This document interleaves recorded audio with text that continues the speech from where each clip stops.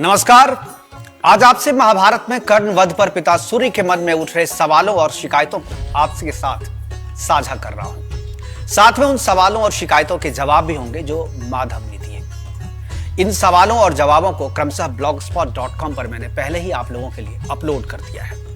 आप लोगों की प्रतिक्रियाएं भी हमें मिल रही है और यही वजह है कि आज इसे आपके लिए रिकॉर्ड भी कर रहा हूं। शुरुआत पिता दिनकर के भगवान श्री कृष्ण से किए सवालों और शिकायतों से शुरू करते हैं। दिनकर के सवाल से।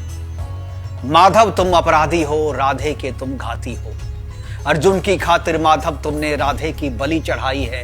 पार्थ मोह में अंधे हो तुमने दिनकर की ज्वाला भड़काई है। क्या दोष था मेरे कर्ण का जो ना दिया तुमने उसे अवसर समान।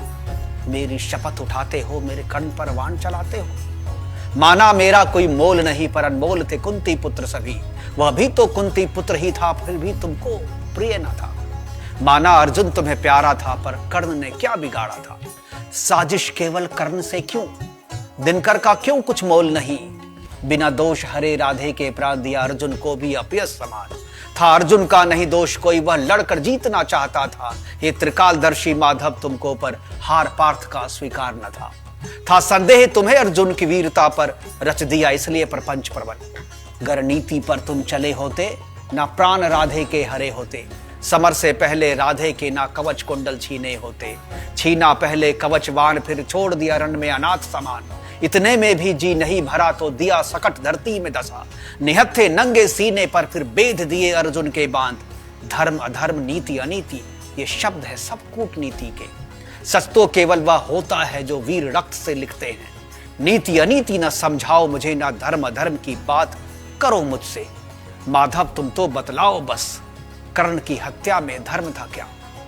मित्रता के रिश्ते पर माधव क्यों रिश्ता रक्त का भारी है। मित्रता यदि पाप है तो क्यों पार्थ से मोह कोई दोष नहीं। जहां ज्ञान गीता का तुमने दिया उसी धरा पर पाप तुमने किया। यदि मृत्यु दंड है मित्रता का तो मोह का क्यों कोई दंड नहीं। यह कैसा विधान लिखा तुमने जो मित्रता को पाप बताता है। मोह पाश में बंधे मायावी को निश्चल निष्कलंक दर्शाता है।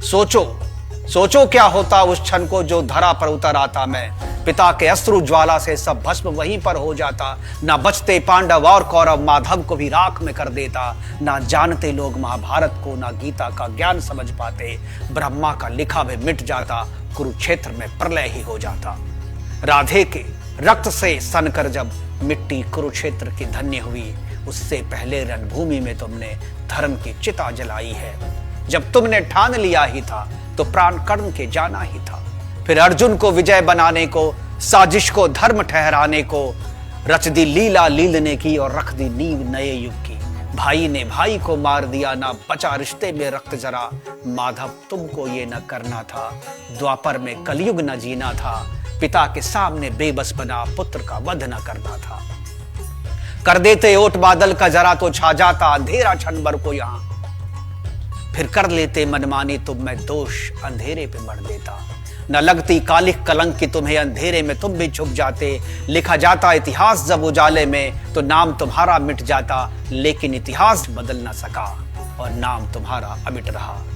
माधव तुम अपराधी हो, राधे के तुम घाती हो। ये सवाल थे दिनकर के जो उन्होंने माधव से किया। माधव ने इनका जवाब दिया है। तो जवाब है, न कर्ण से घात किया मैंने, ना अर्जुन के प्राण हरे उसने। था प्रबल प्रतापी राधे मेरा, सूर्यवंशी तेज था रग रग में। पर लिखा था जो वो तो होना था, सूर्यपुत्र के तेज को ढलना था। अधर्म के साथ खड़े होने का भुगतान प्राणों से करना था। धरा पर अधर्म के साथ है जो, वह बोझ धरती पर है भारी। अभयदान राधे को यदि दे देता फिर धरती को कैसे माता कहता। धरती से पाप मिटाने को हे दिनकर मैं तो हूं विवश। फिर भी सद्मार्ग दिखाने को राधे संग बात बढ़ाई थी। हाथ पकड़ कर राधे के अपने घर की राह दिखाई थी। धर दिया था सिर पर पांडव मुकुट, पर मोल मुकुट का वह समझ न सका। दुर्योधन के प्रेम में अंधा हो पांडव मुकुट को बोझ कहा। न रख सका मान वह ममता का, दिया कुंती को भी वचन श्राप समान। भाई के रक्त के प्यासों को अपना रक्त बेमोल दिया। क्यों दानवीर ने दुर्योधन से राज अंग का दान लिया। 5 ग्राम पांडवों को जो दे न सके क्यों दे दिया उसने प्रदेश दान। दान भाव में छुपे कुटिल भेद को क्यों समझ ना सके दानवीर महान। शकुनी के बिछाए चौसर में फंस गए कर्ण अभिमन्यु समान। ना समझ सके शकुनी के छल को, दुर्योधन की चाल न पहचानी। वह कहता था राधे को मित्र, मगर मित्र ना उसे समझता था। राधे के पराक्रमी भुजा को उसने मित्रता की मुद्रा से खरीदा था। हे दिनकर, क्या यह भी दोष मेरा, जो मित्र पास में बंधा था वो। मैंने तो सभी पांडवों के जीने की राह बनाई थी, पर कुंती को दिए वचन से राधे ने दुविधा बढ़ाई थी। सभी पांडव पुत्र थे प्रिय मुझे, पर करना था कठिन चयन मुझे। हे दिनकर, तुम ही बतलाओ, धर्म स्थापना के इस महाभारत में मैं किसके साथ खड़ा हूं और किससे विलग में हो जाऊं। धर्म है क्या और अधर्म क्या, था राधे को सब ज्ञात, मगर धर्म पर प्रत्यंचा ताने वह अधर्म के साथ अटल रहा। हे दिनकर, आप तो ज्ञाता हो, हर प्राणी के प्राणदाता हो, युग युग से प्राणियों के सुख दुख के प्रत्यक्ष प्रमाणिक दृष्टा हो।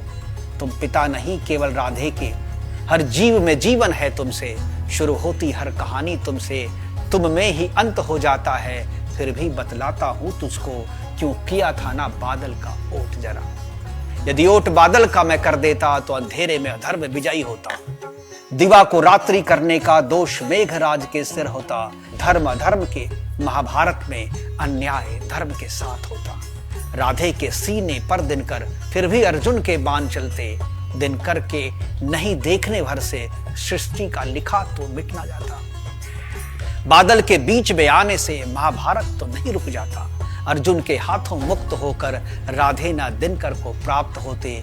चलती सांसें अधर्म के साथ, पर मुक्ति उसे न मिल पाती। तुम बेबस ताकते रहते, बस मुक्ति की राह न सुझा पाते। कुछ भी परे नहीं दृष्टि से तेरे, जान के भी क्यों अनजान हो सब। फिर भी माधव यदि दोषी है, तो चाहे जो वह सजा दे दो। अगर यही लिखा है सृष्टि ने, तो यह दोष भी अपने सिर लेंगे। हे दिनकर, मैं अपराधी हूं, तेरे राधे का मैं घाती हूं। तो दिनकर के सवाल और कृष्ण के जवाब मैंने क्रमशः blogspot.com पर लिखने की कोशिश की है, और उम्मीद है आपको ये पसंद आई होगी। और चूंकि आपकी प्रतिक्रियाएं आ रही थी, इसलिए मैंने सोचा इसे आज रिकॉर्ड भी कर दूं। आपसे उम्मीद करता हूं कि आप इस पर अपनी प्रतिक्रियाएं जरूर देंगे, क्योंकि आपकी प्रतिक्रियाएं मुझे प्रेरणा देती है नई रचना के लिए। नमस्कार, धन्यवाद।